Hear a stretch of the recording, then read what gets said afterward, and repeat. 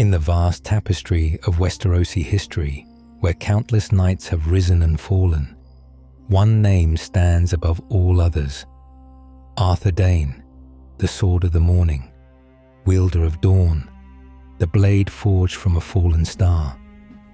To those who knew him, he was the finest swordsman who ever lived. To those who fought beside him, he was the very definition of honor. To those who stood against him, he was an unstoppable force moving through battle like poetry written in steel and blood. But Arthur Dayne was more than just a warrior of exceptional skill. He was a man caught between impossible choices, a knight who served a mad king and a doomed prince, whose loyalty would lead him to a lonely tower in Dorne, where he would make his final stand defending a secret the world was never meant to know. His story is one of honor tested by war, of friendship strained by prophecy, of duty that demanded everything and offered nothing but a name that would echo through the ages.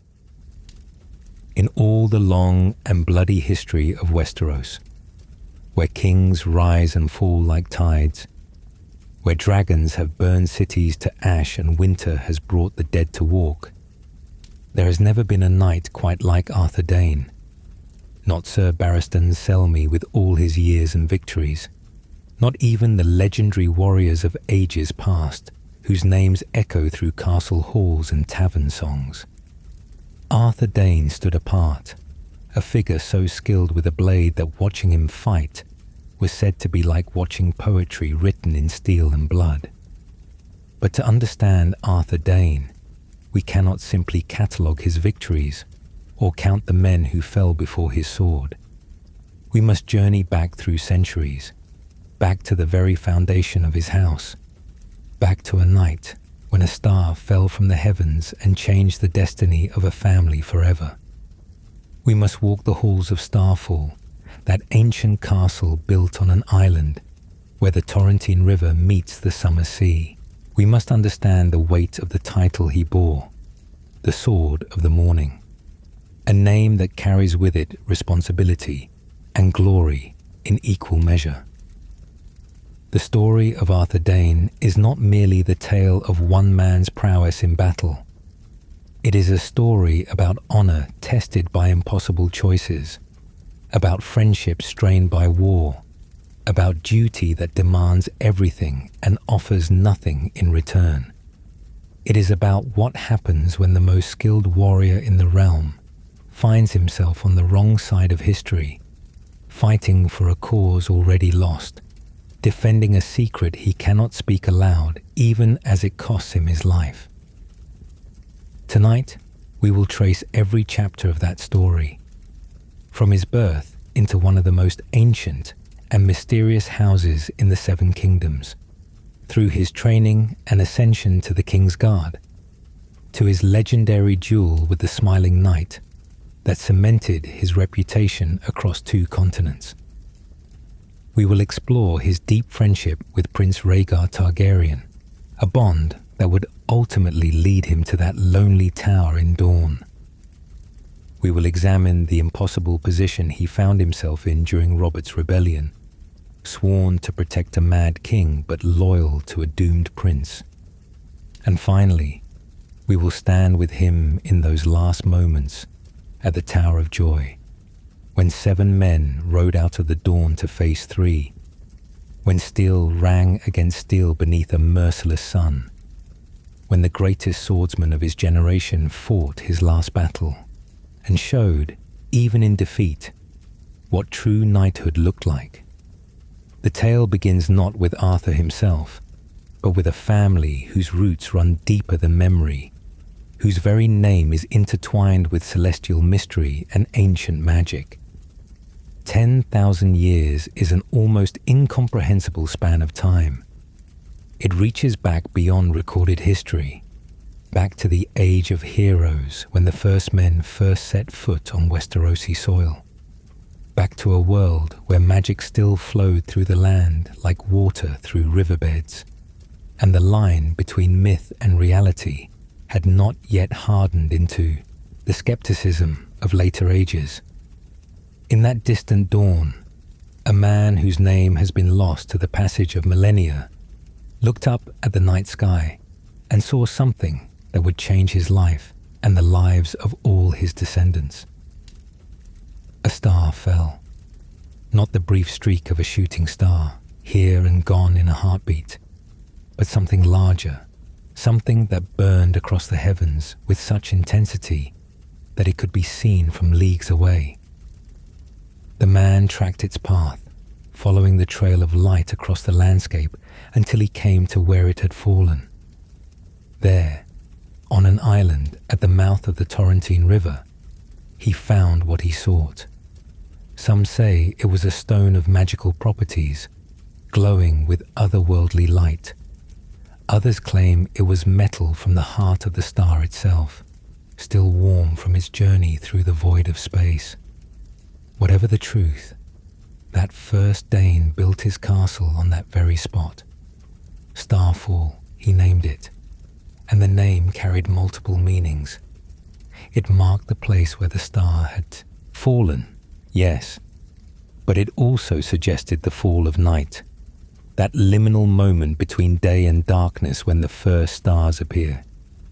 The castle itself seems to embody this duality, its pale stone towers rising above the churning waters where river meets sea, catching the light in ways that make them seem almost luminous at certain hours. From that founding moment, House Dayne established itself as one of the great powers of ancient Dorne. They styled themselves kings of the Torrentine, ruling over the western Red Mountains and the lands surrounding their ancestral seat.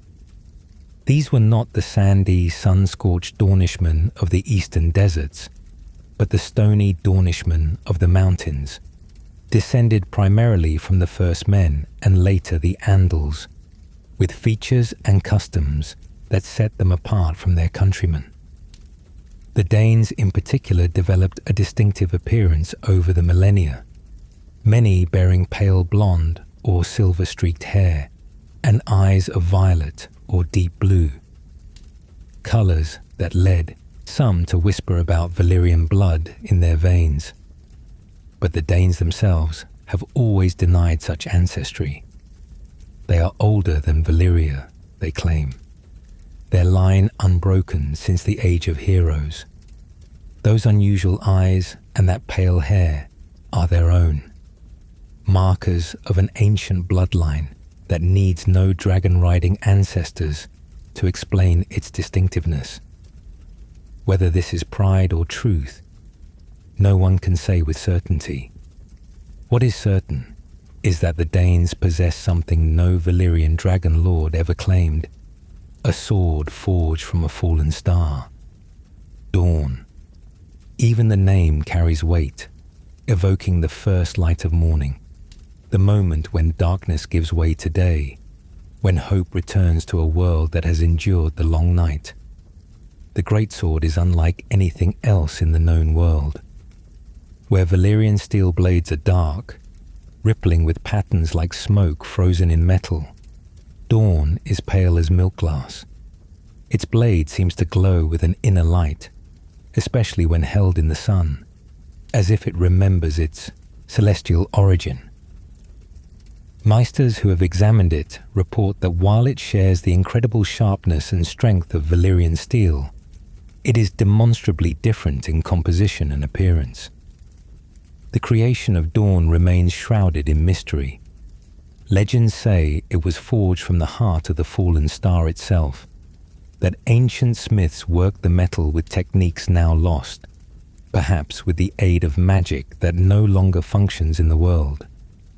Whether these tales hold truth or are merely romantic embellishment, the sword itself is real enough, and its properties extraordinary enough to give weight to even the most fantastic claims. But perhaps the most unusual aspect of Dawn is not the blade itself, but how it passes from one wielder to the next. Most great houses with ancestral swords follow primogeniture, the blade passing from lord to heir regardless of that heir's worthiness or skill. ice goes from Stark to Stark. Longclaw was meant to pass through House Mormont. Heartsbane belongs to House Tarly by right of birth. Dorne follows a different path. The sword does not belong to the Lord of Starfall by right of birth. Instead, it waits. It rests in the castle's armory, sometimes for years, sometimes for generations, until a member of House Dayne proves themselves worthy of wielding it. That worthy knight, and only that knight, may take up the blade and bear the title that comes with it, the Sword of the Morning. It is an honor envied throughout the Seven Kingdoms, a mark of such exceptional skill and character that other houses can only dream of such recognition. The Danes have produced many famous warriors over their 10 millennia of history. King Samwell Dayne, called Samwell Starfire, who burned Oldtown in an ancient war between Dorne and the Reach. Ser Davos Dayne, who became the third husband of the legendary Nymeria and wielded Dorne in her service. Vorian Dayne, the last king of the Torrentine, known as the Sword of the Evening, who fought against Nymeria's conquest and was sent to the wall after his defeat. Each left their mark on history, but none achieved the legendary status of Arthur Dayne. The family structure of House Dayne in Arthur's time reveals much about the dynamics that would shape his life. He was not the firstborn son, not the heir to Starfall.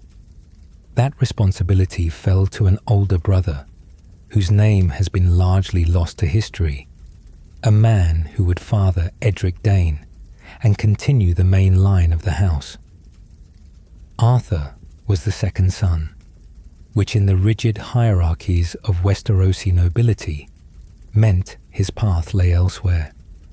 He would not inherit lands or titles through birth, but he could earn them through service, through prowess, through demonstrating the qualities that made the Danes one of the most respected houses in all Dorne.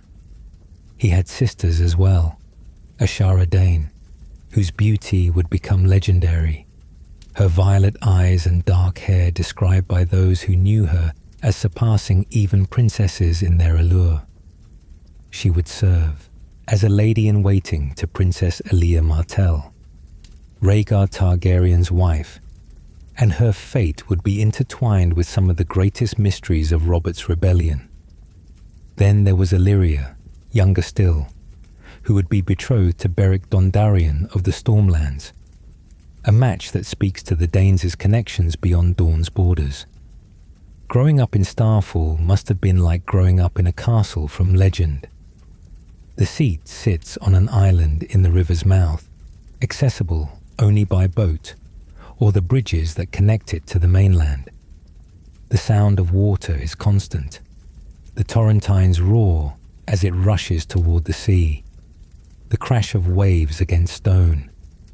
The castle's towers are built of pale stone that seems to shimmer in certain lights, and one tower in particular holds special significance, the Palestone Sword, from whose heights Ashara would later throw herself into the summer sea. The armory at Starfall houses not only Dorne, but other weapons with their own histories, blades that have been wielded by Danes across the centuries. Young Arthur would have trained in the castle's yards, learning swordcraft from masters who understood that carrying the name Dayne meant upholding a standard of martial excellence. He would have heard the stories of previous swords of the morning, would have stood before Dorne itself in its place of honor, would have wondered if he might someday prove worthy to wield it.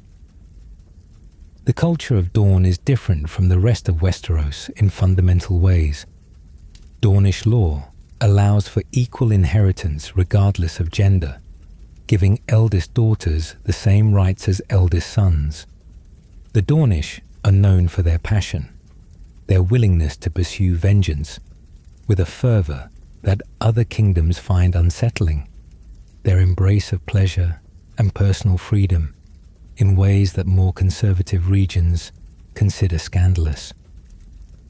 Yet the Danes of Starfall, a stony Dornishmen of the Western Mountains, embodied a different Dornish tradition, one of ancient honour, of oaths kept even unto death, of a fierce pride in their house's unbroken lineage. Arthur Dayne grew to manhood in this environment, shaped by the expectations of his house and the weight of 10,000 years of history. He was trained not just in combat, but in the codes of chivalry, in the behaviour expected of a true knight. He learned to pay the small folk for goods taken, to bring their grievances before lords who could address them, to see common people as deserving of protection and fair treatment, rather than as resources to be exploited. These lessons would serve him well in the campaigns to come. At some point in his youth, Arthur proved himself worthy.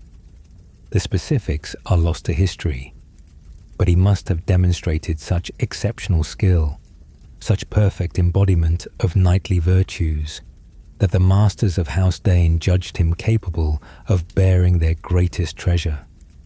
He took up Dorne, feeling the perfect balance of the blade, seeing how the milk-glass pale metal caught the light. From that moment forward, he was no longer simply Arthur Dayne, second son of House Dayne. He was Arthur Dayne, the Sword of the Morning, and that title would follow him for the rest of his life.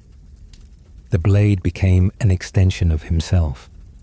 Dorne was a greatsword, meant to be wielded with both hands, giving a trained warrior tremendous reach and power. In Arthur's hands, it became something more than a weapon. It became an instrument of precision, of grace, of a deadly artistry that few could match and none could surpass. Stories began to spread of the young Sword of the Morning, of his prowess in tourneys, of victories that seemed almost effortless. But individual skill, no matter how extraordinary, means little without purpose and direction. Arthur Dayne could have remained in Dorne, could have served House Martell as a bannerman, could have won glory in the constant border skirmishes with the Reach that had occupied Dornish knights for centuries. Instead, his path led him to the greatest honour a knight could achieve in Westeros: a white cloak and a place among the Kingsguard, the 7 sworn brothers who stand as the ultimate symbol of chivalric virtue in service to the Iron Throne. The journey from Starfall to King's Landing, from Dornish knight to member of the Kingsguard, would set Arthur Dayne on a course that would define not only his own legacy, but shape the events that would plunge the 7 kingdoms into war and change the course of history forever. To understand what it meant for Arthur Dayne to bear the title of Sword of the Morning is to understand something fundamental about the difference between nobility by birth and nobility by merit. In Westeros, as in our own medieval history, most honours pass through bloodlines. A man becomes lord because his father was lord. A woman inherits because she is the eldest child. These are accidents of birth, circumstances beyond any individual's control or earning. The Sword of the Morning stands as a stark exception to this rule, a title that must be earned through demonstrated excellence rather than inherited through fortunate parentage. A Dane could be born the eldest son of the Lord of Starfall, could inherit lands and vassals and wealth, yet never touch Dorne if they were judged unworthy of the blade. Conversely, a younger son, a daughter, even a member of a cadet branch of the family, could claim the sword if they proved themselves deserving. The criteria for worthiness remains somewhat mysterious, never formally codified but understood through tradition and precedent. Clearly, exceptional skill with a blade is necessary, but not sufficient. Dorne is not simply awarded to the best fighter among the Danes, for martial prowess alone does not make one worthy. The wielder must embody the ideals of knighthood, courage certainly, but also honor, mercy, justice, protection of the weak, and adherence to oaths even when keeping them comes at tremendous personal cost. This makes the Sword of the Morning something unique in Westeros, a meritocratic title in an aristocratic world, a recognition that some honors must be earned rather than inherited. It elevates the wielder above their station in subtle but meaningful ways. Arthur Dayne was a second son, but as the Sword of the Morning, he commanded a respect that eclipsed many firstborn heirs. Knights and lords who might otherwise have looked down on a younger son instead regarded him with something approaching awe. The blade itself contributed to this mystique. Dorne's pale appearance made it instantly recognizable, marking its bearer even from a distance. Where other knights carried swords of dark Valyrian steel or common castle-forged steel, Arthur wielded a weapon that seemed to glow with its own light, especially when he fought in sunlight. Observers described watching him fight as watching living light dance through the air, the pale blade blurring into patterns of defense and attack that seemed almost supernatural in their speed and precision. The greatsword's length gave Arthur tremendous reach, allowing him to control space in combat in ways that shorter weapons could not match. A man with a normal longsword would have to close distance to strike Arthur, and in closing that distance, they would enter the killing range of Dorne's longer blade. This advantage alone would make any skilled swordsman formidable, but Arthur's skill transformed it into something approaching invincibility. Yet the title of a Sword of the Morning carried responsibilities as well as honors. The wielder was expected to be not just a warrior, but a champion of justice, a protector of the innocent, a living exemplar of what a true knight should be. This meant paying the small folk fairly for provisions taken, listening to their grievances, using power not for personal aggrandizement, but for the betterment of the realm. It meant showing mercy when mercy was warranted, offering quarter to defeated foes, refusing to kill the helpless, even when it would be strategically advantageous. These principles would be tested repeatedly throughout Arthur's career, never more so than in his duel with the Smiling Knight. That encounter, which we will explore in detail shortly, demonstrated both Arthur's devastating combat skill and his adherence to the chivalric code even when facing an opponent who deserved no such courtesy. By allowing a defeated enemy to retrieve a fresh weapon after his sword broke, Arthur showed the kind of honor that transcended tactical advantage, the honor that made the Sword of the Morning more than just an exceptional fighter. Historical records suggest that not every generation produces a Dane worthy of wielding Dorne. Sometimes the sword rests in Starfall's armory for years, awaiting someone capable of meeting its exacting standards. This makes each Sword of the Morning a rare and precious thing, a reminder that true excellence cannot be manufactured or commanded into being, but must arise organically from a combination of natural talent, rigorous training, and strength of character. Arthur Dayne earned his title young, though the exact age remains unrecorded. By the time he joined the Kingsguard, he was already renowned as the Sword of the Morning, already carrying Dorne in battle, already building the reputation that would make him the most feared and respected knight of his generation.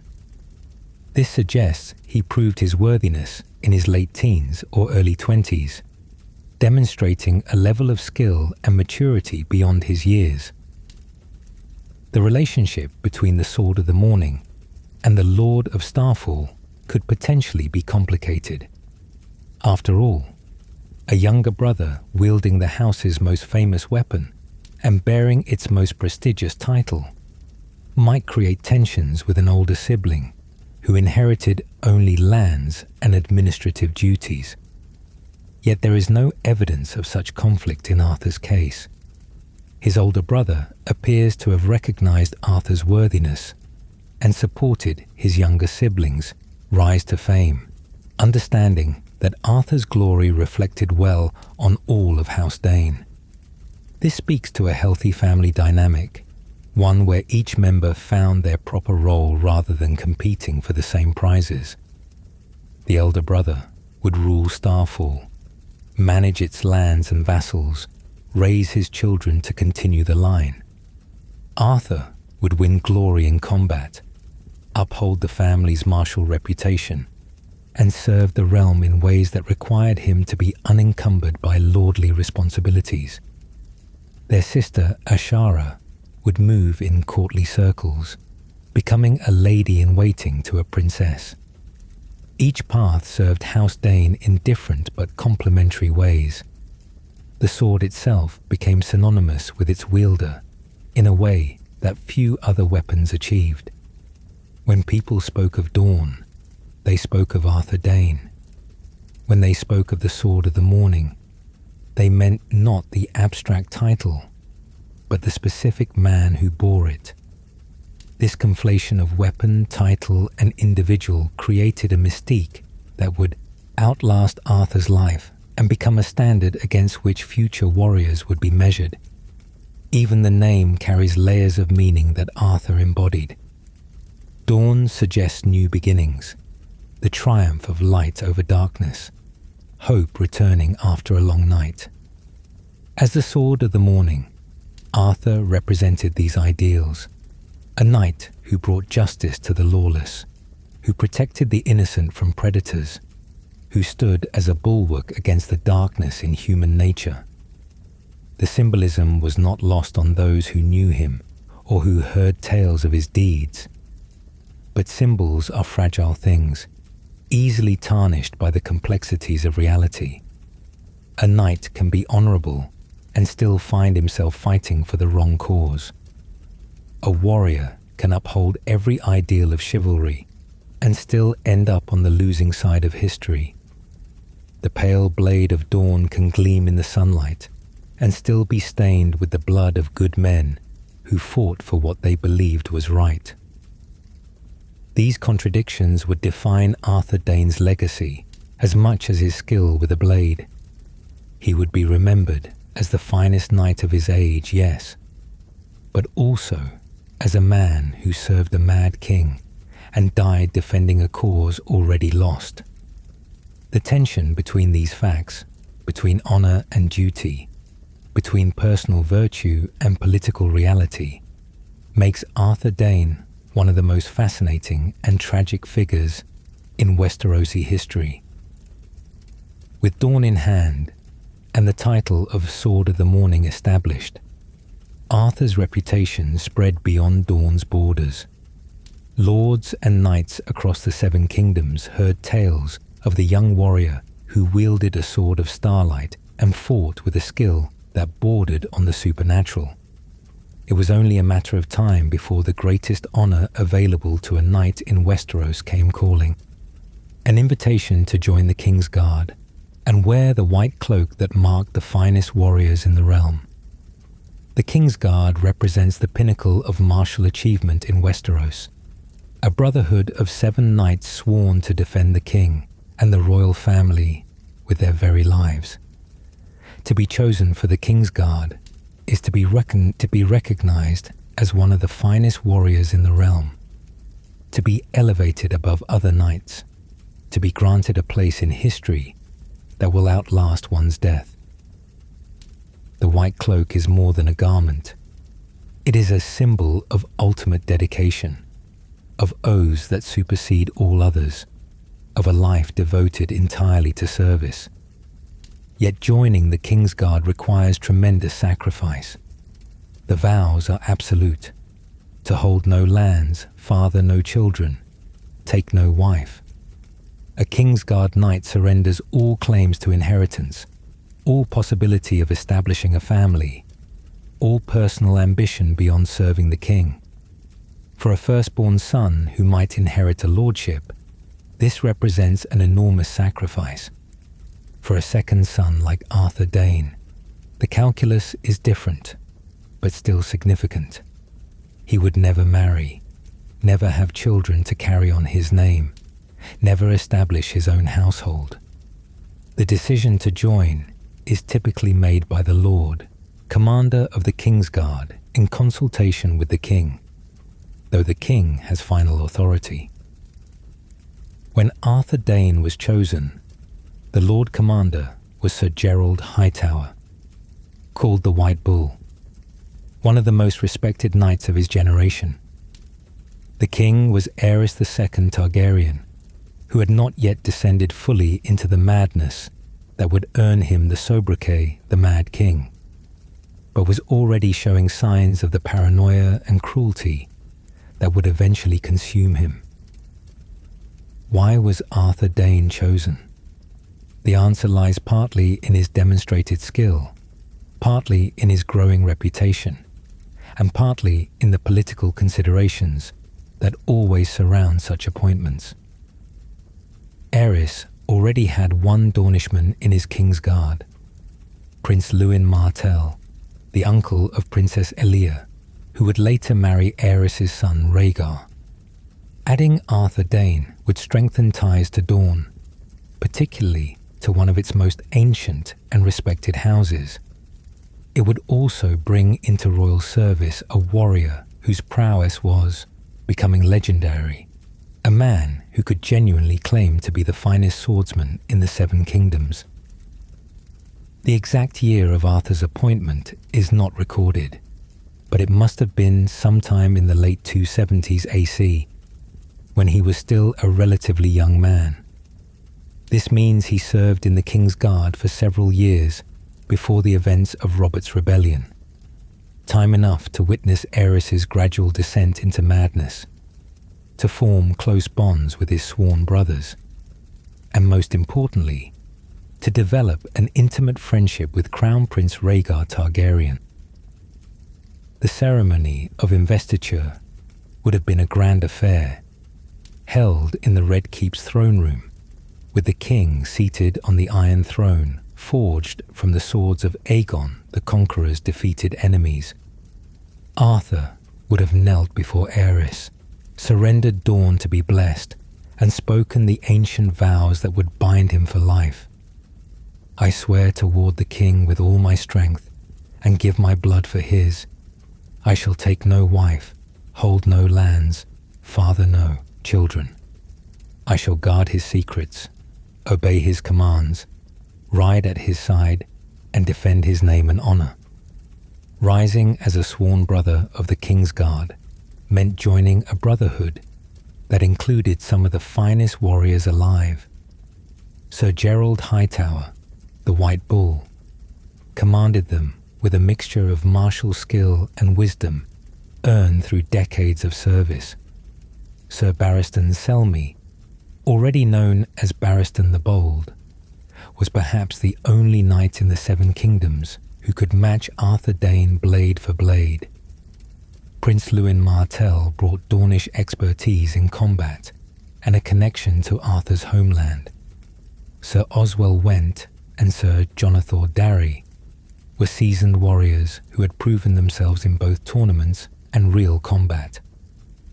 Then there was Jaime Lannister, who had become the youngest member of the Kingsguard in history when he joined at age 15, appointed by Aerys, in part to wound Jaime's father Tywin, who had served as Hand of the King until political tensions drove him to resign.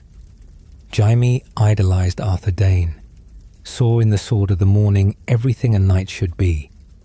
The young Lannister watched Arthur carefully, studied his techniques, hoped to emulate not just his skill, but his honor.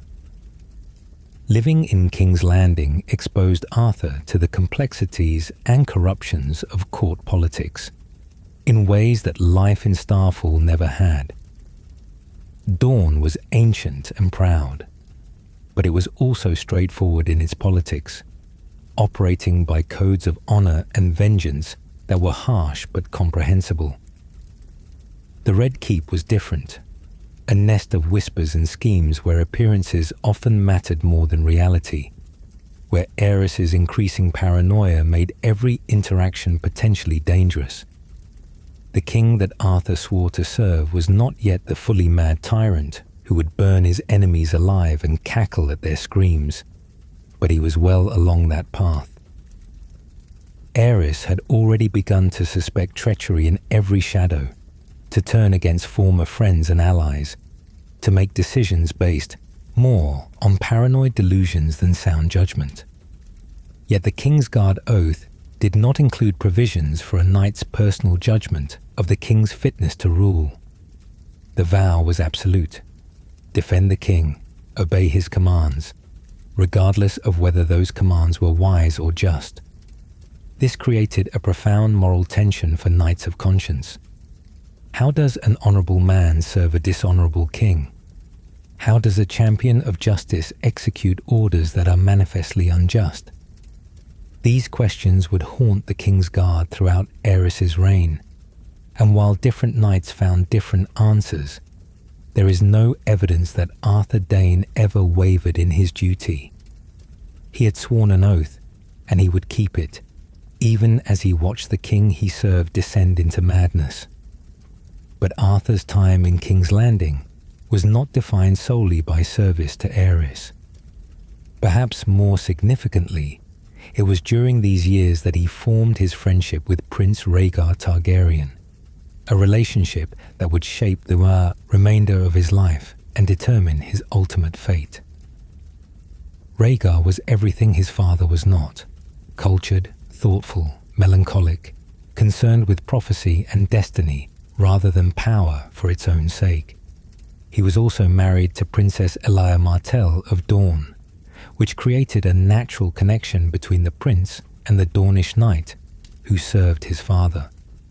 The friendship between Arthur and Rhaegar is described in multiple sources as deep and genuine.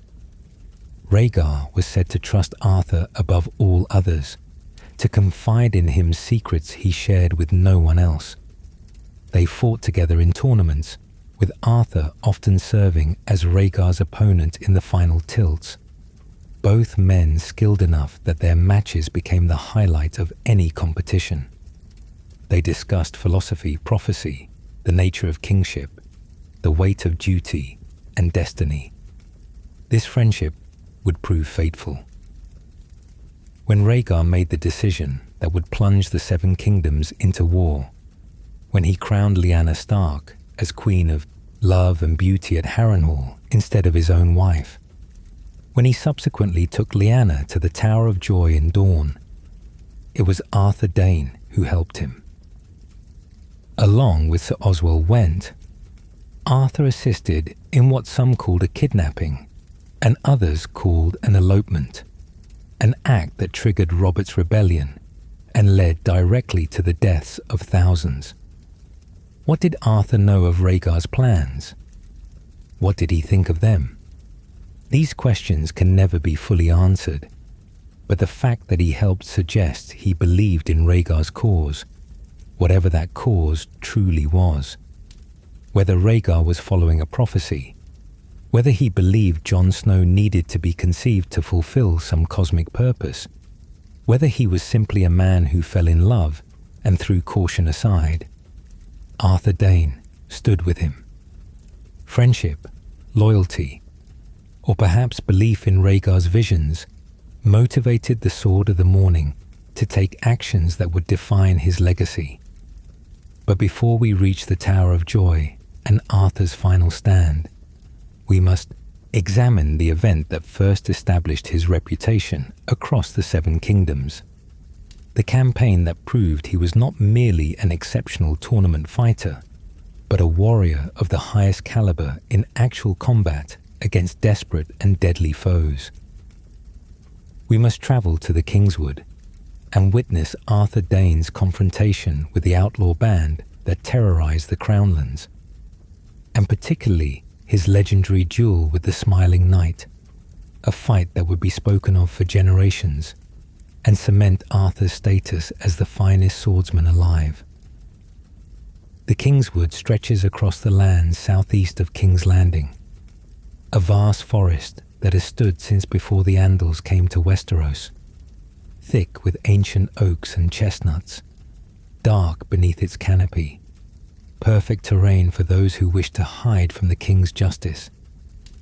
In the late 270s AC, during the reign of Aerys II Targaryen, that forest became home to the most notorious outlaw band in recent memory, the Kingswood Brotherhood. They were not common, bandits content to rob travelers and disappear into the woods. The Brotherhood was organized, audacious, and extremely effective, led by a former Stormlander knight named Simon Toyne, who had been outlawed for sleeping with his lord's daughter. Under his command, the Brotherhood grew from a handful of desperate men into a force that could challenge royal authority itself.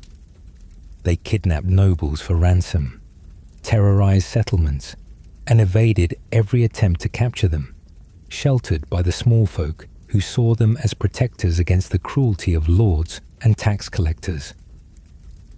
Among the Brotherhood's members were several whose names became infamous. Big Belly Ben, whose size matched his name. Fletcher Dick, considered one of the greatest archers who ever lived, and his student Ulmer of the Kingswood. Oswin Longneck, the thrice hanged, who had survived 3 hangings and wore the scars to prove it. Wender, the White Fawn, who took special pleasure in torturing captured knights. And perhaps most fearsome of all, the Smiling Knight, a warrior whose skill with a blade was matched only by his complete insanity.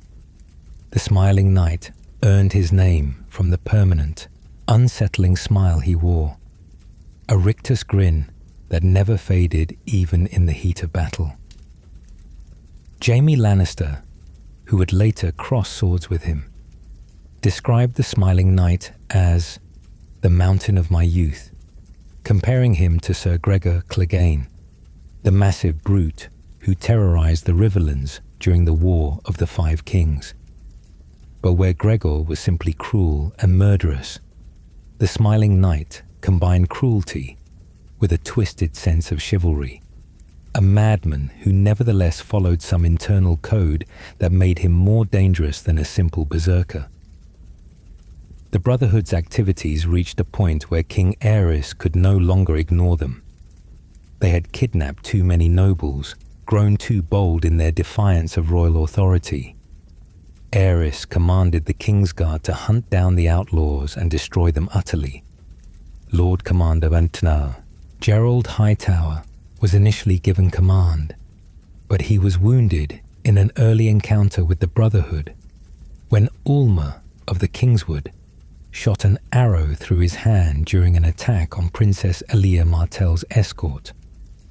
With Gerald wounded, the command fell to Ser Arthur Dayne. This was Arthur's opportunity to prove himself not just as a tournament champion, but as a commander and warrior in actual combat against foes who fought to kill, rather than for honor and glory. He approached the task with the same thoughtfulness and adherence to principle that characterized everything he did. The Brotherhood survived because the small folk protected them, hiding them when royal forces came searching, refusing to provide information, sometimes even fighting alongside the outlaws against the king's men. Arthur understood that force alone would not solve this problem. Where previous commanders had simply taken what they needed from the forest villages, Arthur paid for provisions. Where others had information about the Brotherhood's movements and hiding places. With the small folk's cooperation, the systematic destruction of the Kingswood Brotherhood could begin. The royal force included not only Kingsguard knights, but other warriors as well. Sir Barristan Selmy, the Bold, whose reputation rivaled Arthur's own. Lord Sumner Crackle, a veteran warrior from the Westerlands. and Crackle's squire, a 15-year-old boy named Jaime Lannister, who had dreams of becoming a great knight and joining the Kingsguard just like his hero, Arthur Dayne. The campaign was brutal. The Brotherhood fought desperately, knowing that capture meant execution. Simon Toyne led his men with the skill of an experienced commander, using the forest terrain to maximum advantage, setting ambushes, striking and fading back into the trees. But Arthur's strategy of winning over the small folk had fatally compromised the Brotherhood's greatest advantage. Without safe havens, without warning of approaching royal forces, the outlaws found themselves increasingly cornered. During one engagement, Sir Barristan Selmy fought the Smiling Knight while rescuing Lady Jane Swan and her scepter, who had been held hostage by the Brotherhood.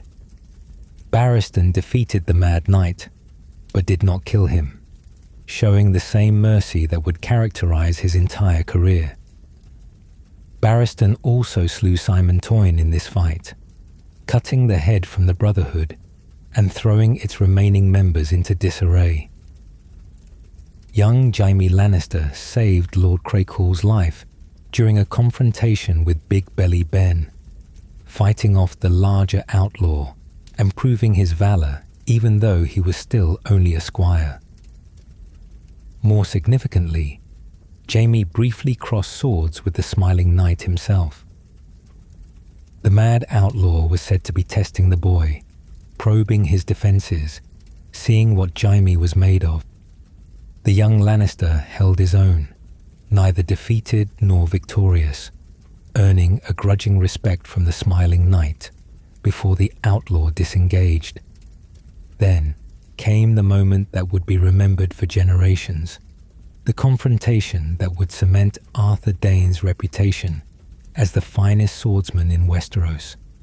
His duel with the Smiling Knight. The exact location is not recorded, but we know it took place somewhere in the depths of the Kingswood, with the surviving members of the royal force as witnesses.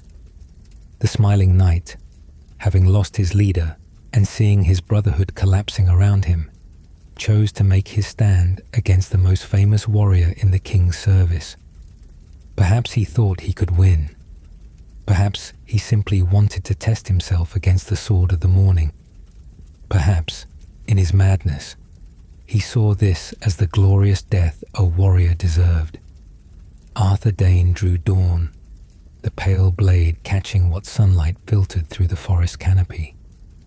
The Smiling Knight advanced with his permanent grin, his sword ready. They began to circle each other, two master swordsmen each looking for the opening that would end the fight. What followed was described by witnesses as one of the most spectacular displays of swordsmanship ever seen. The duel went on for an extended period, the two warriors trading blows with a speed and precision that left observers stunned.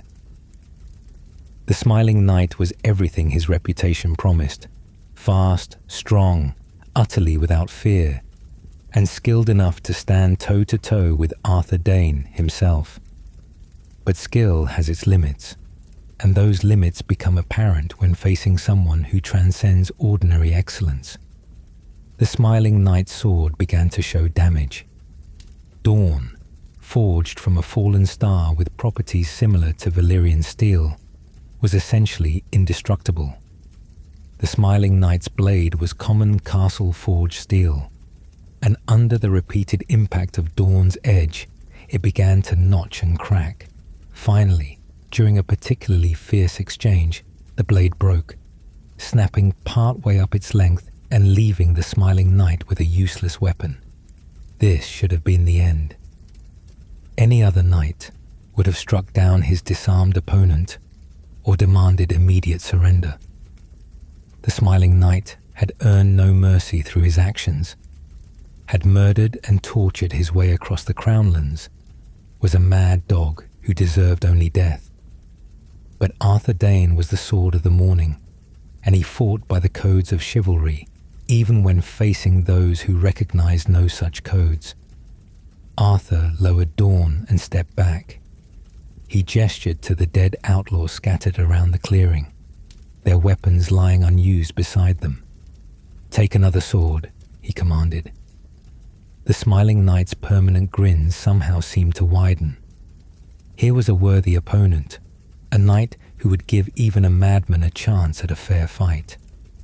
The outlaw walked to where the weapons lay and selected a fresh blade, testing its balance, making a few practice swings. As he did so, the smiling knight made a comment that revealed both his appreciation for Arthur's chivalry and his own twisted priorities. Looking at Dorne, the pale blade that had destroyed his own weapon, he said, "It's that white sword of yours I want." Arthur Dayne's response entered legend. Without hesitation, without apparent concern for the tactical advantage he was surrendering, the Sword of the Morning replied, "Then you shall have it, sir." The duel resumed, but the smiling knight, for all his skill and ferocity, had already been wounded in the first exchange. Arthur had landed a dozen minor cuts, nothing immediately fatal, but enough to weaken his opponent through blood loss and pain. More significantly, the second round saw Arthur no longer probing and testing, but actively seeking to end the fight. Dawn became a blur of pale light, the greatsword moving with a speed that seemed impossible for such a large weapon. The smiling knight fought with everything he had, but it was not enough. Arthur Dayne was simply better, and Dawn was simply superior to any blade that could be manufactured in a castle forge. The second exchange was shorter than the first, and it ended with Arthur driving Dawn through the smiling knight's body, ending the life of one of the most dangerous outlaws the Seven Kingdoms had ever produced. With their leader dead and the smiling knight slain, the remaining members of the Kingswood Brotherhood were quickly hunted down. Most were killed. Ulmer of the Kingswood was captured and given the choice of execution or taking the Black, joining the Night's Watch. He chose the Wall, where his skill as an archer would serve the realm for years to come. The rest were presumably killed, though a few may have escaped to live out their lives in obscurity. The campaign was over. Arthur Dayne had led the royal forces to complete victory, had destroyed the Brotherhood that had terrorized the Crownlands for years, and had done so while showing both devastating combat prowess and unwavering adherence to the chivalric code. But perhaps the most important outcome of the Kingswood Brotherhood campaign was what Arthur did next. On the battlefield, still in the aftermath of the Smiling Knight's death, Arthur Dayne called for Jaime Lannister to approach. The 15-year-old squire came forward, probably expecting commendation for his bravery in saving Lord Crackle. Instead, Arthur commanded Jaime to kneel. He drew Dawn, the blade still bearing the Smiling Knight's blood, and touched it to Jaime's shoulders. Right there in the Kingswood, with his sworn brothers and the other warriors as witnesses, Arthur Dayne knighted Jaime Lannister. This was an extraordinary honor. To be knighted by the Sword of the Morning, with the legendary Dawn, on a battlefield where Jaime had proven his valor, was something beyond what most knights could dream of achieving. Jaime would remember this moment for the rest of his life, would measure himself against Arthur Dayne, would try to become the knight that Arthur represented. But Jaime would fail to live up to that example, and he knew it. Years later, in the depths of despair and self-loathing, Jaime would reflect that the boy Arthur knighted had wanted to become Ser Arthur Dayne, but somewhere along the way, he had become the Smiling Knight instead. He had broken his most sacred oath by killing the king he was sworn to protect. He had earned the mocking title of Kingslayer. He had become cynical and cruel, using his position for personal gratification rather than service to the realm, but all that lay in the future. For now, in the aftermath of the Kingswood Brotherhood's destruction, Arthur Dayne returned to King's Landing covered in glory. His reputation was secured beyond any doubt. Stories of his duel with the Smiling Knight spread throughout the Seven Kingdoms, growing with each telling until the fight became almost mythical. The Sword of the Morning had proven himself not just in tournaments, but in real combat against a foe who fought to kill. And he had demonstrated the kind of honor and chivalry that made knights more than just warriors in armor. King Aerys was pleased with the victory, and in his pleasure, he made a decision that would have profound consequences. He chose Jaime Lannister to join the Kingsguard, making the young knight the youngest member of the White Cloaks in history. Aerys made this choice partly to wound Jaime's father, Tywin, the hand of the king who Aerys had come to resent and distrust. But whatever the king's motivations, the result was that Jaime would serve alongside his hero, Arthur Dayne, and would witness firsthand the impossible moral positions that Kingsguard knights faced when serving a mad king. For Arthur, the successful campaign against the Kingswood Brotherhood represented the high point of his public career.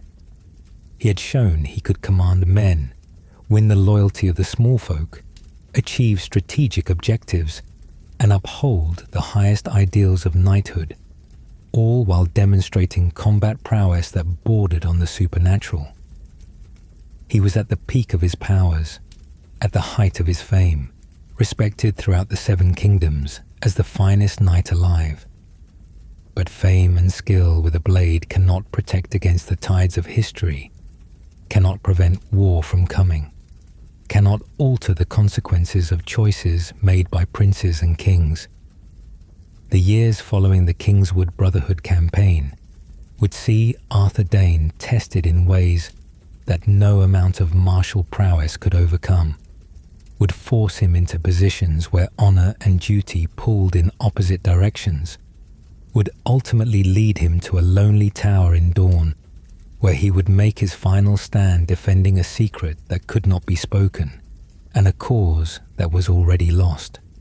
To understand how Arthur Dayne came to die at the Tower of Joy, we must first understand the relationship that defined the last years of his life. His friendship with Prince Rhaegar Targaryen, the man who would plunge the Seven Kingdoms into war and whose decisions would lead directly to Arthur's death. Of all the bonds Arthur Dayne formed during his years in the Kingsguard, none was more significant than his friendship with Prince Rhaegar Targaryen.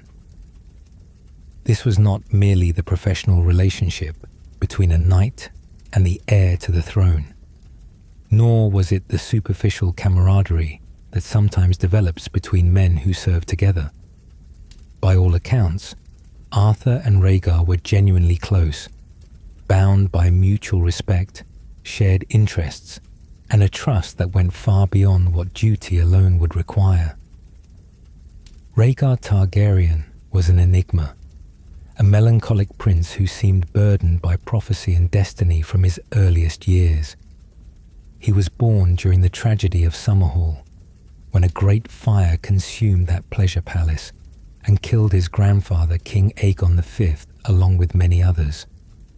The day of his birth was marked by death and sorrow, and some whisper that Rhaegar never escaped the shadow of that beginning.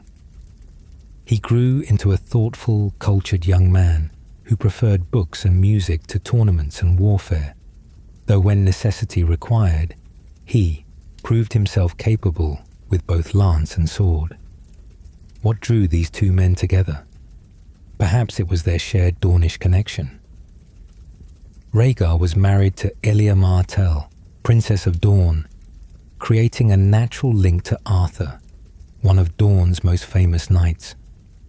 Perhaps it was their shared understanding of duty and burden. Rhaegar carried the weight of prophecy and the knowledge that he would one day rule, while Arthur bore the responsibility of being the Sword of the Morning and a Kingsguard knight sworn to protect a king who was descending into madness. Or perhaps they simply recognized in each other something that few others possessed, a genuine desire to do what was right rather than what was merely expedient or personally advantageous. In a court increasingly dominated by Eris's paranoia and cruelty, where sycophants whispered poison in the king's ear and ambitious lords schemed for advantage, Rhaegar and Arthur stood apart. They were men who still believed in honor, in justice, in using power to protect rather than oppress. The friendship manifested in many ways. They spent long hours in conversation, discussing philosophy, prophecy, the nature of kingship, the responsibilities of those born to power. Rhaegar was obsessed with ancient prophecies, particularly the prophecy of the prince who was promised, believing that he or his children had some crucial role to play in the wars against darkness that were to come. Arthur, with his own connection to ancient mysteries through Dorne and House Dayne's celestial origins, would have found such discussions natural and compelling. They fought together in numerous tournaments throughout the Seven Kingdoms. In the lists, they were sometimes opponents, their matches drawing huge crowds eager to see two of the finest warriors in the realm, test themselves against each other. Other times, they fought on the same side in melees, coordinating their efforts with the kind of unspoken understanding that comes from deep familiarity with each other's fighting styles. Witnesses described watching them as like watching a single warrior split into two bodies, each anticipating the other's moves, covering each other's openings, creating a synergy that made them nearly unbeatable. But their most significant collaboration came at the Great Tourney at Harrenhal in the year 281 AC, an event that would prove to be the beginning of the end for the Targaryen dynasty. Lord Walter Went of Harrenhal organized the tourney, ostensibly to celebrate his maiden daughter and showcase his newly renovated castle. But whispers suggested that the true purpose was darker. Some said Prince Rhaegar himself had encouraged the tourney, seeing it as an opportunity to gather lords from across the Seven Kingdoms to discuss what might be done about his father's growing madness. Arthur Dayne attended the tourney, of course, along with most of the Kingsguard. The flower of chivalry from all Seven Kingdoms came to Harrenhal to compete for glory and prizes. It was the largest tourney in living memory, with hundreds of knights in attendance, and the competition was fierce. In the jousting, Arthur faced Prince Rhaegar himself in one of the tilts, a match that had the crowd roaring with excitement. Rhaegar ultimately prevailed, knocking Arthur from his horse, and went on to win the tournament. But what happened after Rhaegar's victory would change everything. As tournament champion, he had the right to crown a queen of love and beauty, a symbolic honor typically bestowed on one's wife or the tournament host's daughter. Everyone expected Rhaegar to crown his wife, Princess Elia, who was in attendance despite being in delicate health after the difficult birth of their second child. Instead, Rhaegar rode past Elia and stopped before Lyanna Stark, the young daughter of Lord Rickard Stark of Winterfell, who was betrothed to Robert Baratheon of Storm's End. Rhaegar took a crown of winter roses, blue as frost, and placed it in Lyanna's lap, naming her the Queen of Love and Beauty. The crowd fell silent. This was not merely poor form. It was a devastating insult to Princess Elia, and a provocation to Robert Baratheon, not to mention Lyanna's father and brothers. Arthur Dayne was there, watching this unfold. What did he think in that moment? Did he know what Rhaegar was planning? Did he understand that this single gesture would set in motion events that would lead to war? We cannot know for certain, but what followed suggests that Arthur knew more than most. Some months after the tourney, Rhaegar disappeared with Lyanna Stark. Depending on who tells the story, he either kidnapped her or she went willingly, but the result was the same.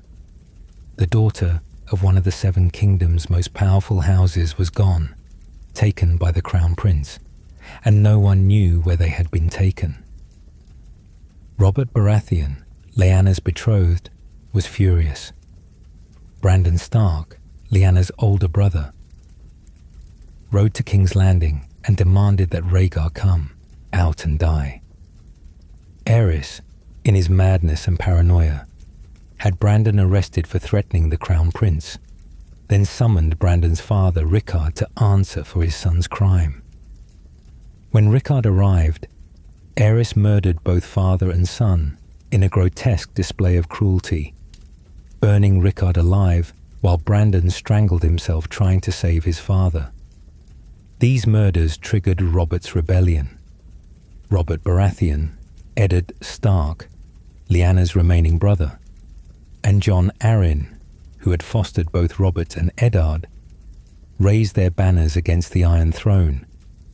The Seven Kingdoms split, some supporting the rebellion, others remaining loyal to the Targaryens. And at the center of it all was the question, where was Rhaegar, and what had he done with Lyanna Stark? The answer, we now know, was that Rhaegar had taken Lyanna to Dorne, to a remote tower in the Red Mountains called the Tower of Joy. And he had left 3 of his most trusted Kingsguard knights to protect her: Lord Commander Gerald, Hightower, Sir Oswell Went, and Ser Arthur Dayne. This deployment is telling. By all accounts, Rhaegar arranged this personally, and his choice of guard speaks volumes about whom he trusted most. That Arthur was one of those 3 knights proves the depth of Rhaegar's faith in him. The prince left his closest friend to protect what was clearly the most important secret of his life. Arthur must have known why Lyanna was so important, must have understood what Rhaegar was trying to accomplish.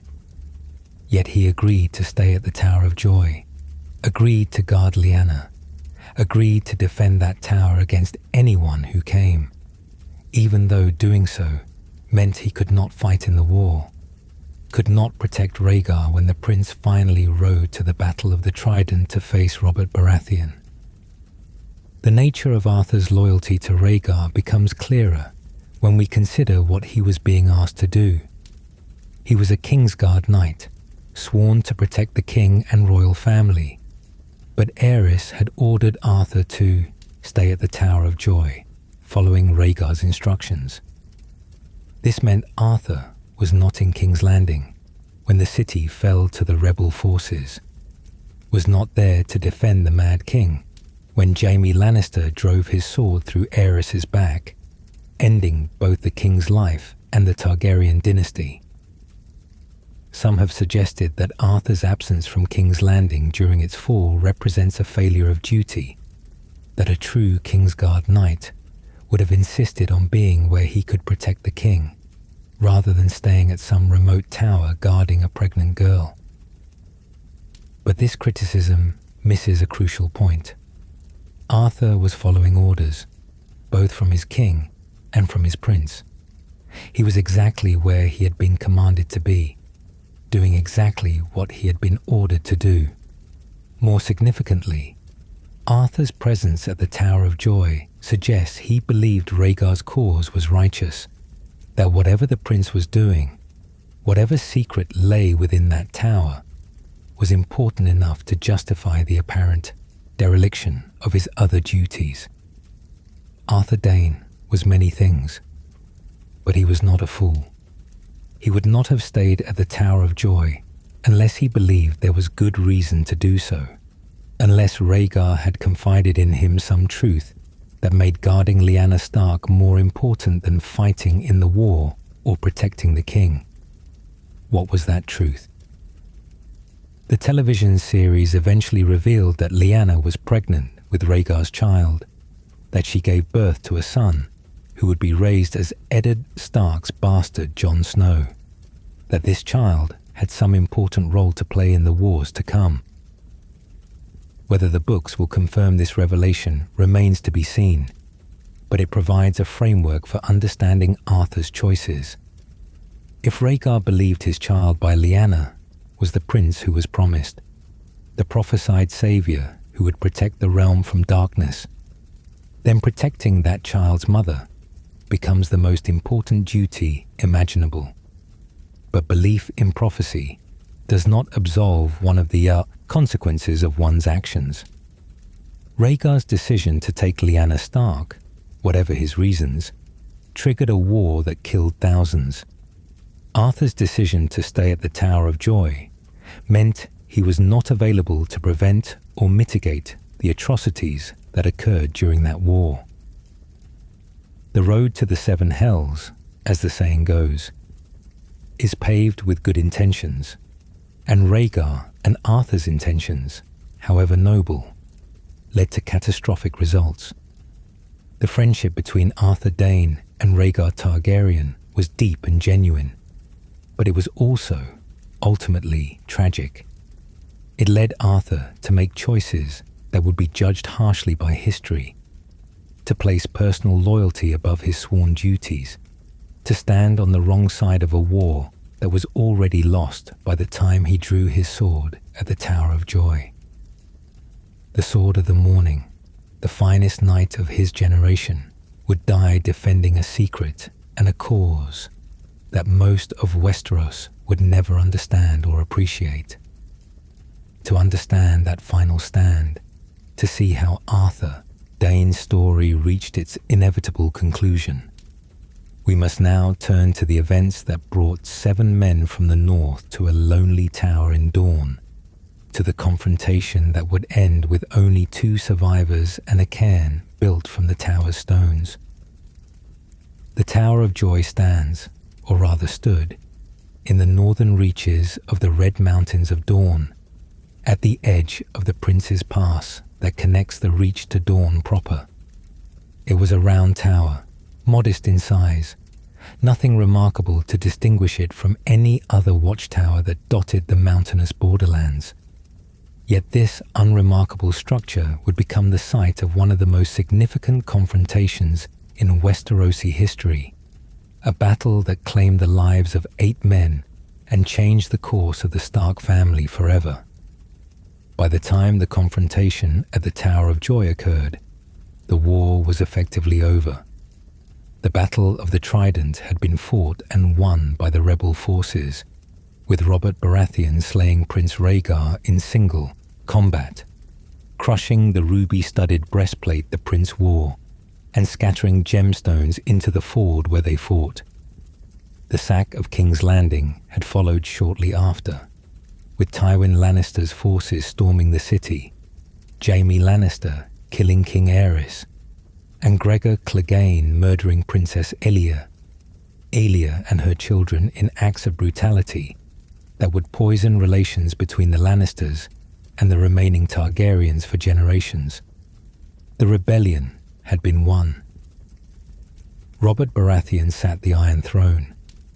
Eddard Stark should have been able to return to Winterfell with his father's bones, to mourn Brandon and Rickard, to take up the duties of Lord of Winterfell. But Lyanna was still missing, and Eddard had sworn to find her. Reports and whispers led him south, to Dorne, to a tower in the Red Mountains where 3 Kingsguard knights stood watch. Eddard did not ride alone. He brought 6 companions with him, northern warriors who had fought through the entire war at his side. Howland Reed, the Crannogman Lord of Greywater Watch and Eddard's close friend. Lord Willem Dustin, newly married to Lady Barbary Risewell when war broke out. Ethan Glover, who had been Brandon Stark's squire and had survived Aerys's dungeons. Martin Castle, the Master-at-Arms of Winterfell and father to Jory Castle. Theo Wall, a mountain clansman from the north, and Sir Mark Risewell, described as soft of speech and gentle of heart. These were good men, tested in battle, loyal to House Stark. They had survived the war's major battles, had fought their way through the conflicts that claimed so many of their brothers and friends. They rode south not seeking glory or conquest, but searching for Lyanna Stark, desperate to bring her home safe. What they found at the Tower of Joy would haunt the survivors for the rest of their lives. The tower was guarded by 3 members of the Kingsguard, the finest knights in the 7 kingdoms, men who had sworn oaths that superseded all other loyalties. Lord Commander Gerald Hightower, the White Bull, an old knight but still formidable. Sir Oswell Went, known for his dark humour and deadly skill, and Ser Arthur Dayne, the Sword of the Morning, wielding Dorne with both hands. When Eddard and his companions arrived at the tower, they found the 3 Kingsguard waiting for them. The confrontation that followed has been preserved in Eddard's fever dream, recorded by Eddard himself years later in a moment of delirium. The words spoken reveal much about the impossible position both sides found themselves in. Eddard, I looked for you on the Trident. Arthur Dayne, we were not there. Oswell Went, woe to the usurper if we had been. This exchange is loaded with meaning. Eddard is pointing out, perhaps accusingly, that Arthur and his brothers were not at the Battle of the Trident, were not there to protect their prince when he needed them most. Arthur's response is simple and factual. They were not there because they were here at the Tower of Joy, following orders. Oswell's bitter response suggests that the 3 Kingsguard believed their presence might have changed the outcome, that Robert Baratheon might have fallen if the finest knights in the realm had been there to protect Rhaegar. The conversation continued. Eddard, the Mad King is dead. Rhaegar lies beneath the ground. Why weren't you there to protect your prince? Arthur Dayne, our prince wanted us here. This is the crux of it. Arthur and his sworn brothers were not at the Trident because Rhaegar had commanded them to stay at the Tower of Joy. They were following their prince's orders, protecting what Rhaegar had deemed most important. But Eddard's question cuts to the heart of the moral complexity of the situation. Is it more important to follow a specific command, even when that command leads to your prince's death, or to use your judgment to be where you can actually protect him? Arthur had no good answer to this question, because there was no good answer. He had been placed in an impossible position, caught between conflicting duties, forced to choose between obeying his prince's last command and being where he might have saved his prince's life. He chose obedience, chose to trust that Rhaegar knew what he was doing, chose to believe that guarding the Tower of Joy was more important than fighting at the Trident. Eddard pressed further. I looked for you on the Trident. I looked for you on the Trident. I looked for you on the Trident. The repetition in Eddard's dream suggests his own guilt and confusion. He knew Arthur Dayne's reputation, knew the Sword of the Morning was the finest knight alive. Part of him wondered if Arthur's presence at the Trident might have saved Rhaegar, might have changed the outcome of the battle, might have meant that Eddard would not be standing here now, preparing to fight men he respected. Arthur's response was sad, almost resigned. We were not there. Our prince wanted us here. Then Gerald Hightower spoke, trying to end the conversation and accept what was coming. When King's Landing fell, Sir Jaime slew your king with a golden sword, and I wondered where you were. Eddard, far away, or Aerys would yet sit the Iron Throne, and our heads would adorn the walls of the Red Keep. This was not entirely true, as Eddard likely would not have killed his king even if he had been present. But the point stands.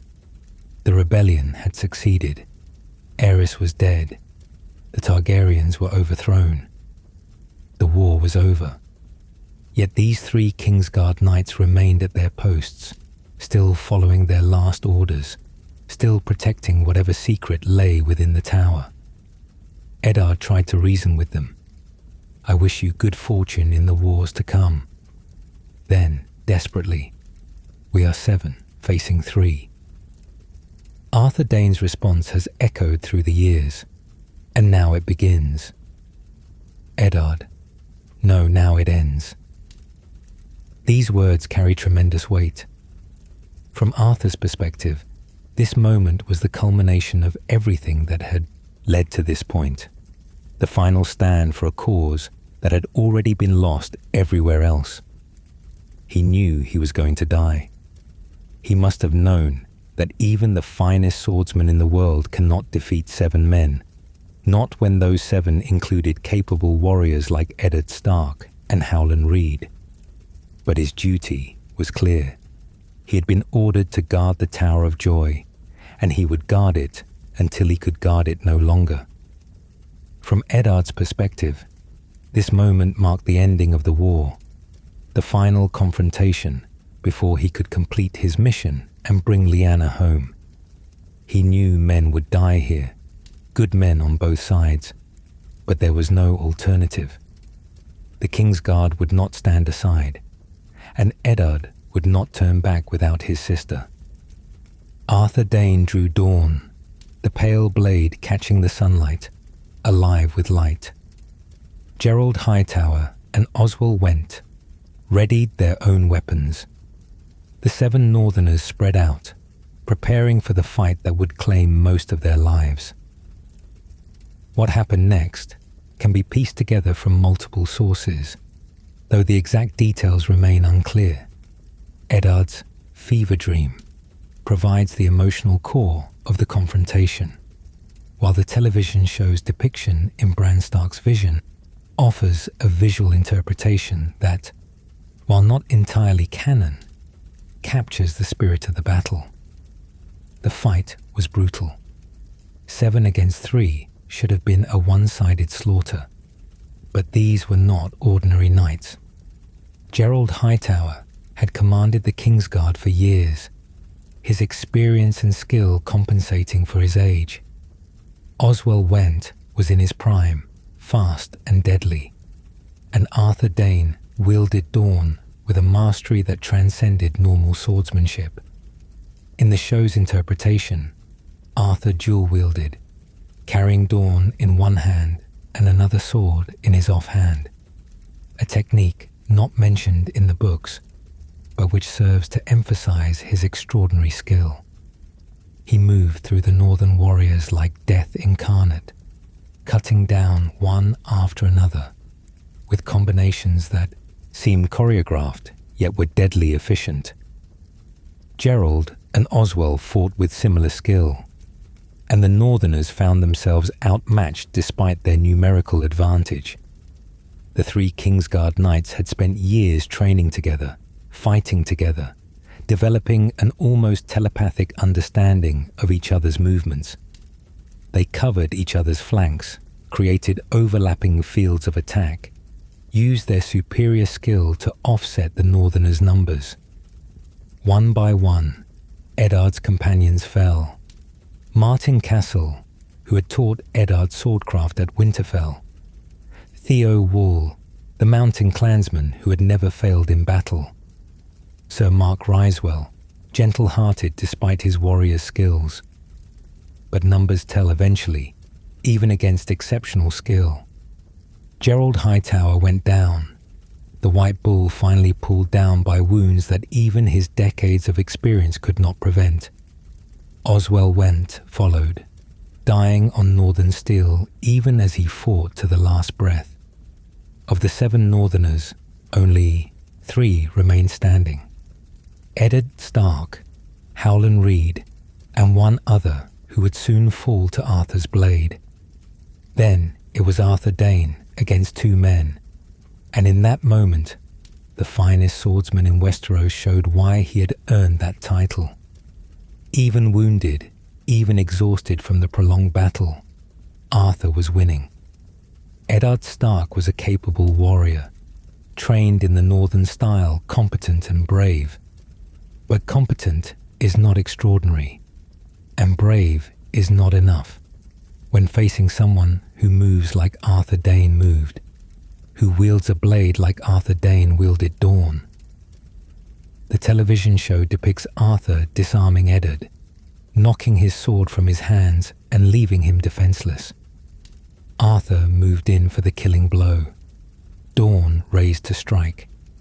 This was the moment Eddard Stark should have died, should have joined his companions in death at the base of that lonely tower. But he did not die, because Howland Reed, who had been injured earlier in the fight, had not given up. In the show's version, Howland rises from where he had fallen and stabs Arthur from behind, driving his blade into the back of Arthur's neck, bypassing the armor, striking a killing blow from a direction Arthur could not defend against.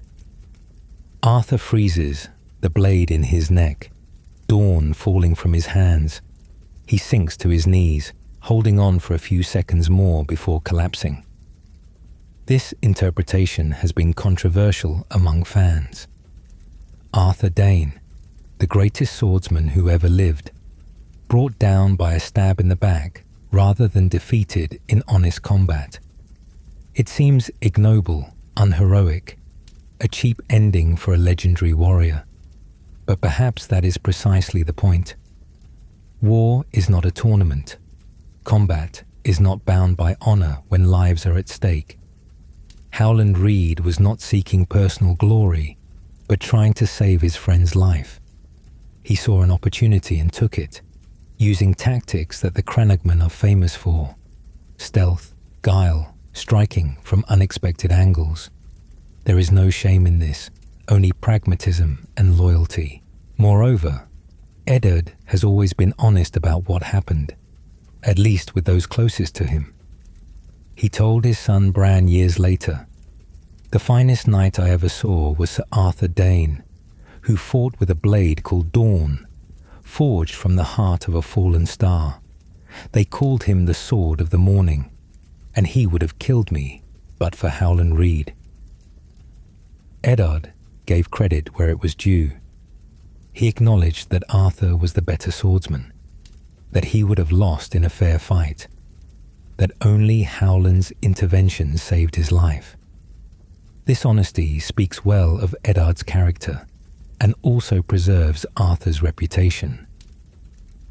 The Sword of the Morning died undefeated in single combat, brought down only by numbers and tactics rather than superior skill. Official histories recorded that Eddard slew Arthur Dayne in single combat, a fiction that served everyone's purposes. It enhanced Eddard's reputation as the Lord of Winterfell, provided a neater narrative for the history books, and allowed Arthur to die with honor rather than by what some might see as treachery. But those who were there knew the truth, and Eddard made sure that truth was not forgotten, at least not by his family. After the battle, Eddard took up Dorne and climbed the stairs of the Tower of Joy.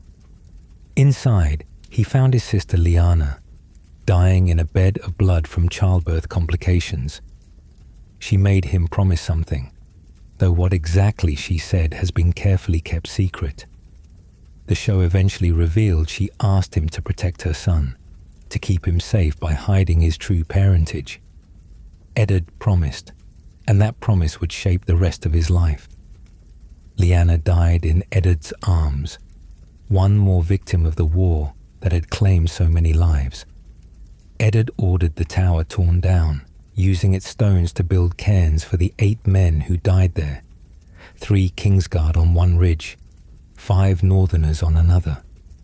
He left markers so that travelers would know that warriors had fallen here, that brave men had died doing their duty. Then Eddard Stark rode to Starfall, the seat of House Dayne, carrying Dorne.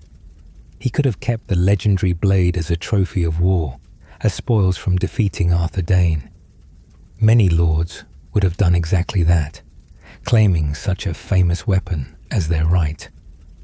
But Eddard was not that kind of man, and he had too much respect for Arthur Dayne to treat his sword as plunder. He returned Dorne to Starfall personally, delivering the blade to Arthur's sister Ashara. This gesture, returning the ancestral weapon to the house it belonged to, showed remarkable honor and respect. Eddard understood that Dorne was more than a sword.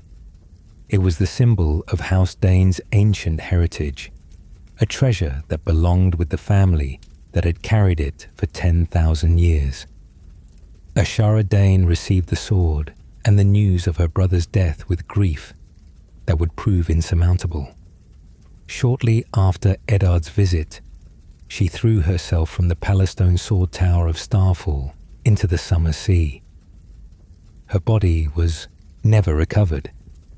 Some whispered that she had been in love with Eddard Stark, that she had borne his child, that grief over her brother's death and heartbreak over Eddard returning to the north married to Catelyn Tully drove her to suicide. Others claimed different fathers for her child, different reasons for her death. The truth died with her in the sea. With Ashara's death, the generation of Danes that had included Arthur was gone.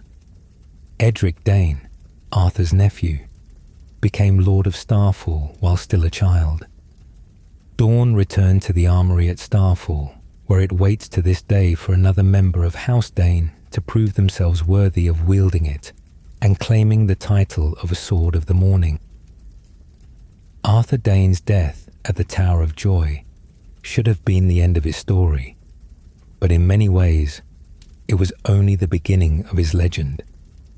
The manner of his death, the circumstances surrounding the battle, the mystery of what he was protecting, all combined to elevate Arthur from a merely excellent knight into something approaching myth. In the years that followed, his name became synonymous with the highest ideals of knighthood, a standard against which all other warriors would be measured and found wanting. The impact of Arthur's life and death rippled outward in ways both obvious and subtle. For Jaime Lannister, who had idolized Arthur and been knighted by him with Dorne itself, Arthur's example became both inspiration and torment. Jaime had wanted to be Ser Arthur Dayne, had dreamed of embodying the same honor and skill, of living up to the example set by the Sword of the Morning. Instead, Jaime became the Kingslayer, a knight who broke his most sacred oath, who is mocked and despised for the very act that saved hundreds of thousands of lives in King's Landing. Years after Arthur's death, Jaime would reflect on this bitterly. Resting on a weirwood stump, exhausted and wounded, Jaime dreams of his fallen brothers of the Kingsguard. In his dream, Arthur Dayne and the others appear as shades, confronting Jaime with questions about his oaths and his choices. In that dream, Jaime feels the weight of their judgment, the knowledge that he failed to live up to the example they set. Jaime thinks to himself that the boy Arthur knighted had wanted to become Ser Arthur Dayne, but somewhere along the way, he became the Smiling Knight instead. This devastating self-assessment shows how completely Arthur's example dominated Jaime's understanding of what a knight should be. Arthur was the ideal. Everyone else, including Jaime, fell short. But it was not only Jaime who remembered Arthur Dayne with respect and something approaching reverence. Eddard Stark, who killed Arthur, or at least was present when Arthur died, spoke of him with profound respect for the rest of his life. When teaching his son Bran about honor and the complexities of war, Eddard used Arthur as his example of what a true knight looked like. "The finest knight I ever saw," Eddard told Bran, choosing his words carefully. Not the most successful, not the most famous, but the finest. This was high praise from a man like Eddard Stark, who was not given to exaggeration or false flattery. He had faced Arthur in combat and survived only because of Howland Reed's intervention. He knew better than anyone how skilled Arthur truly was, and he ensured that his children knew it too. Even enemies spoke well of Arthur Dayne.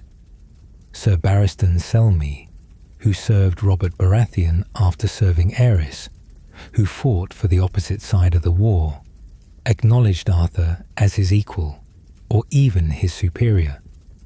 According to George R.R. Martin, the author himself, Barristan and Arthur with regular swords would be too close to call in a fight, but with Dorne in hand, Arthur would win. This assessment from the author gives Arthur's legendary status a kind of canonical authority. The servants at Winterfell whispered stories about Ser Arthur Dayne and his sister Ashara, keeping their memories alive through gossip and speculation. Maester Luwin would have taught the Stark children about the history of Robert's rebellion, and Arthur's role in it would have been part of that education. Throughout Westeros, wherever people spoke of the war, Arthur's name came up as one of the great warriors who died in that conflict. What made Arthur Dayne legendary was not merely his skill with a blade, though that skill was extraordinary enough to be remembered on its own. What elevated Arthur to mythic status was the combination of that skill with unwavering honor, with a commitment to the chivalric code, even when that code demanded personal sacrifice. The story of Arthur allowing the Smiling Knight to retrieve a fresh weapon after his blade broke became emblematic of this honor, a tale repeated in taverns and castles across the Seven Kingdoms. Here was a knight who fought not for personal glory or material gain, but because he had sworn oaths and would keep them regardless of the cost. He served a mad king with the same dedication he would have shown a just ruler. He followed his prince's commands even when those commands led to his death. He showed mercy to enemies who deserved none and faced his own death with courage and dignity. This kind of idealism seems almost naive in the cynical world of Westeros, where oaths are broken as casually as promises, where honor is a luxury few can afford, where pragmatism and treachery are tools of survival. Yet Arthur Dayne proved that it was possible to live by the chivalric code even in such a world, to be both honorable and effective, to win glory through virtue rather than merely through violence. The mystery surrounding the Tower of Joy added another layer to Arthur's legend. Why were 3 Kingsguard knights guarding a remote tower in Dorne when the war was being fought elsewhere? What was so important that Arthur would choose to stay there rather than fight at the Trident? The questions lingered, spawning countless theories and speculation. Some said Lyanna Stark was being held prisoner. Others whispered of a child, of prophecy, of secrets that could topple kingdoms. Eddard Stark's silence on the matter only deepened the mystery. He never spoke publicly about what he found in the Tower of Joy, never explained why 3 Kingsguard knights had been there. This silence protected the secret Lyanna made him swear to keep, but it also ensured that Arthur's final stand would be shrouded in enigma, making him a figure of legend rather than simply history. Dorne itself became part of Arthur's legacy. After his death, the sword returned to Starfall, where it waits still for another worthy wielder. According to George R.R. Martin, as of the current timeline in the books, no one has proven worthy to claim Dorne and become the new Sword of the Morning. The blade sits in the armory at Starfall, a reminder of Arthur Dayne and a challenge to future generations, to prove themselves capable of living up to his example. This is significant. In the more than 15 years since Arthur's death, not a single member of House Dayne has been judged worthy of wielding Dorne. Either the standards for worthiness are extraordinarily high, or Arthur set a bar that no one since has been able to reach. Perhaps both are true. Perhaps Arthur Dayne represented a kind of knighthood that the current age cannot replicate, a throwback to the age of heroes when honor mattered more than survival and oaths were kept even unto death. The absence of a new Sword of the Morning serves as a living monument to Arthur's memory. As long as Dorne remains unclaimed, as long as no one is deemed worthy to succeed him, Arthur Dayne remains the Sword of the Morning in the collective memory of Westeros. He is the standard, the example, the ideal that others aspire to but cannot reach. Yet for all the reverence surrounding Arthur's memory, we must also acknowledge the complexity of his legacy. He fought on the losing side of a war. He served a mad king. He helped Rhaegar take Lyanna Stark, an act that triggered a rebellion that killed thousands. He died defending a secret rather than fighting in battles where his skill might have saved lives. These facts cannot be erased by his skill with a blade or his adherence to oaths. This is perhaps the most interesting aspect of Arthur Dayne's legacy, the tension between his undeniable virtues and his questionable choices. He was honorable, but honor in service to an unworthy cause has limited value. He kept his oaths, but what if the oaths themselves were flawed? He showed mercy and chivalry, but to what end if the larger context of his actions led to suffering? These questions have no easy answers, which is part of why Arthur remains such a compelling figure. He represents the limitations of personal virtue in a world where larger forces and systemic problems cannot be solved by individual excellence. A knight can be honorable and skilled, and still find himself on the wrong side of history. Courage and loyalty and chivalry are admirable traits, but they do not guarantee that one's cause is just or one's actions wise. In the end, Arthur Dayne's legacy is multifaceted and contradictory, much like the man himself. He was the finest knight of his generation, a warrior of legendary skill who upheld the chivalric code even when doing so cost him everything. He was also a man who made choices that can be questioned, who served causes that were at best complicated and at worst morally bankrupt, who died far from the crucial battles fighting for a secret that most of Westeros would never understand. Both things are true simultaneously. Arthur Dayne was a hero and a cautionary tale, an exemplar of knightly virtue, and a demonstration of virtue's limitations, a legend and a tragedy.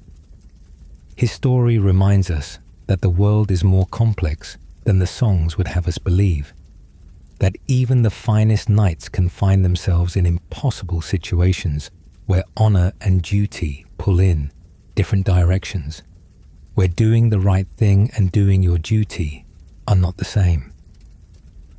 The story of Arthur Dayne, the Sword of the Morning, is at its heart a tragedy about honor tested by impossible circumstances.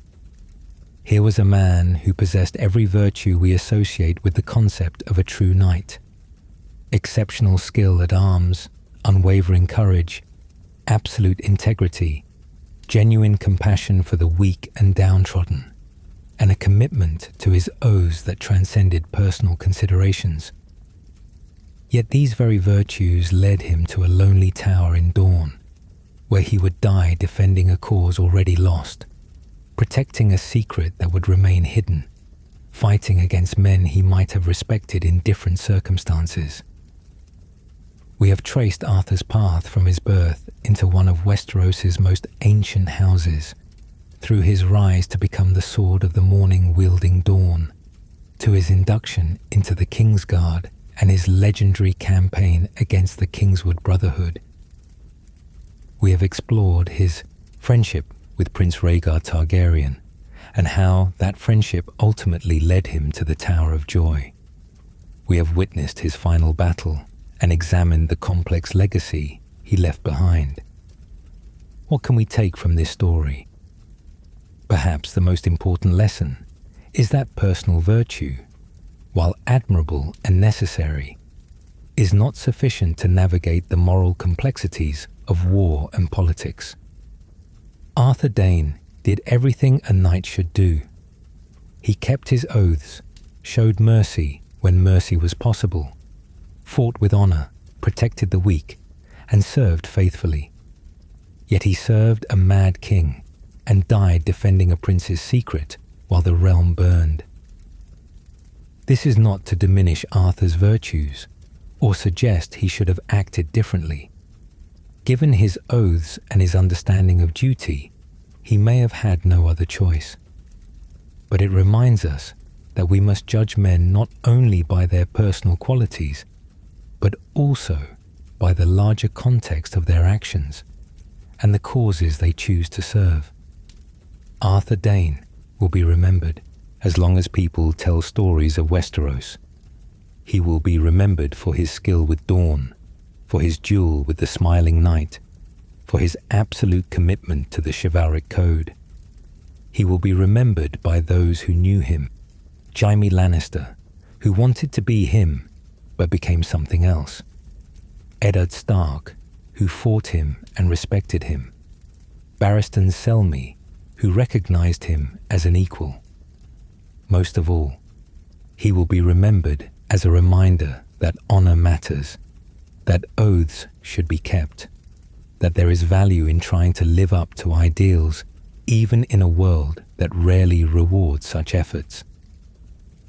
The fact that Arthur's story ended in tragedy does not invalidate the virtues he embodied.